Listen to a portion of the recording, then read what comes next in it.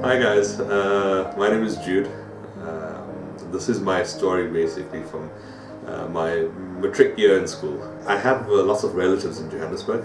So this was in December of 1996, and that night, I think it was the same day or the next day, it was all the guys were really excited because it was a Man United and Liverpool final. So everyone, all of my cousin and his friends, we all got together and we decided to go to one of his other friends' house in Rosettenville. After the match, it was time to head back home. There were two cars. I think there was, in the car that we were in, there were 5 of us in the car. It was really late, it was early parts of the morning. And I remember getting into the car and just falling off to sleep. So I was sitting in the back, I wasn't in the front or anything. That was the last memory I had before getting up in the hospital some weeks later, or well, maybe a week later. Okay, on the way back home to my cousin's place from watching the Man United Liverpool match, we were involved in an accident, but the driver was driving really fast, forgot about the off-ramp, and when he realized it was going past the off-ramp, he decided to turn into it and he hit the island, and the car flipped a couple of times. And as I say, I wasn't conscious at the stage in time because I was fast asleep, but I was told from my cousin who was in the front that we flipped a few times. I was thrown out of the back glass, and I was on the side somewhere. The car traveled quite a long distance before it became stationary. As a result of the accident, I had a really severe head injury. Basically, the cerebral spinal fluid that keeps your brain in position was drained out. See, if any of you noticed the shape of my head in the back, that was because of this accident. So I came back. I was in a coma for a couple of days. I was in hospital for I think about 2 months. So when I came to, because of this, I don't actually remember the first moment that I regained consciousness. But what happened was it was really severe. I was, I think, on the Glasgow coma scale. I was on 2. If any of you know what that is, I was really, really low on the Glasgow coma scale. I was like alive, but just barely. No responses and stuff like that. So when I did come to, they had to teach me how to do everything again. They put food in my mouth and I didn't know what to do with it. So they had to teach me that I need to chew and swallow. And I had to be taught how to walk again and how to talk again. It was quite severe, as I say, in that sense. With this, when I was taken to hospital, I was told that by my mom and stuff, that the doctors had no hope for me. They said that there was either 2 scenarios: I would either die, or if I do live, I'd be a vegetable all my life, because of the extent of the injuries and stuff like that. So my mom and my sister and my family, they've got people to pray. I mean, internationally, people were praying for me. I had hundreds of people praying for me, and I had no sort of medical procedures done on me at all, apart from the stitches in the back to close the wound. But there was nothing that was done to me at all, and I know that it was only God. It was only through, as a result of people interceding for me and praying for me, that I made such a full recovery. So basically, as a result of the accident, okay, before that, I've always, ever since I can remember, I've always tried to live a good Christian life. I've tried to please God because I know He loves me, and I know that He's always been there for me. But as a result of the accident, because of the recovery, it took me quite a while to get back to what I'd say was an okay state. Because even still at this moment, I'm still not, I would say, back to 100% as to when before the accident. They say the accident happened in 1997, so It's been a good 20-something years.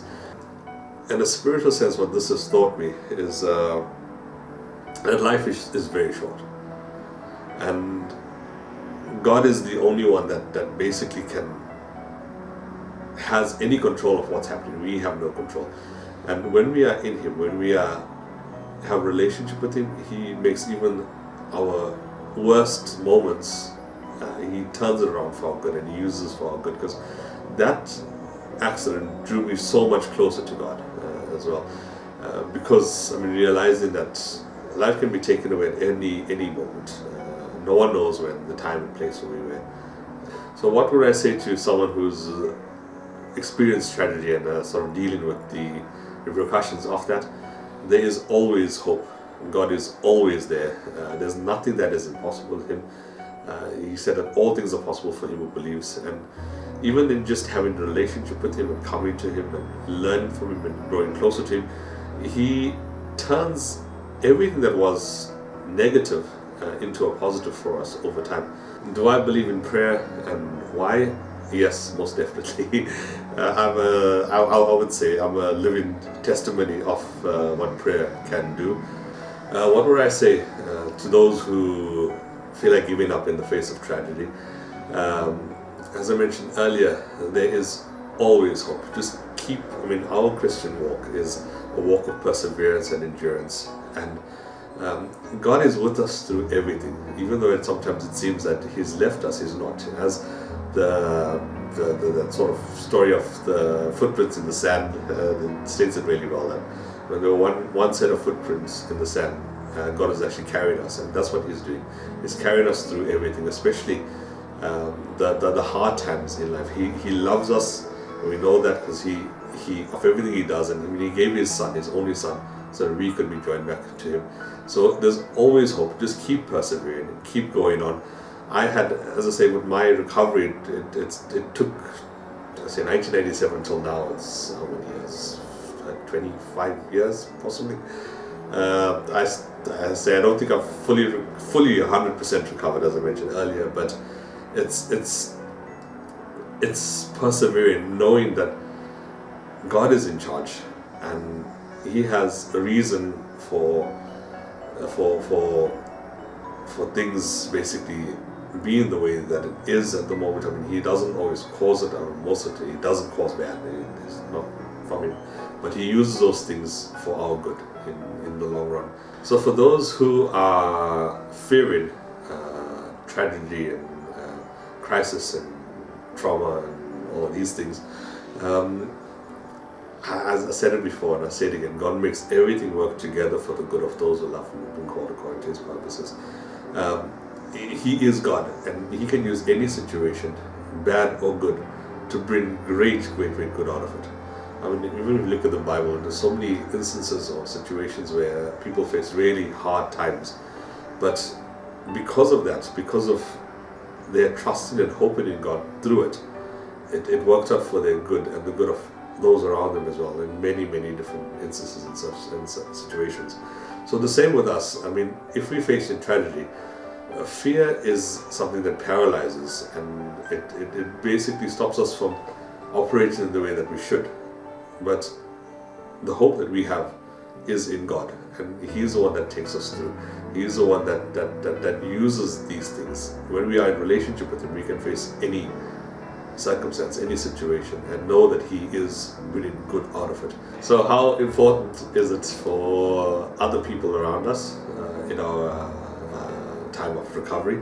I say it's not just important, it's essential, because people have a way of getting you back to where you need to be. Grounding you, as in the sense as, because sometimes when you are left alone, your mind and your thoughts bring in things that are not necessarily always the case. So with having people around you, supporting you and guiding you and just being there for you makes a major difference. Knowing that someone's there and that cares for you as well and is there for you, it makes the process so much more bearable, I'd say so. I'd like to thank God for all He's done for me in my life. I'd like to thank Him for this accident as well that I've been through, because without it, I wouldn't be the person that I am today.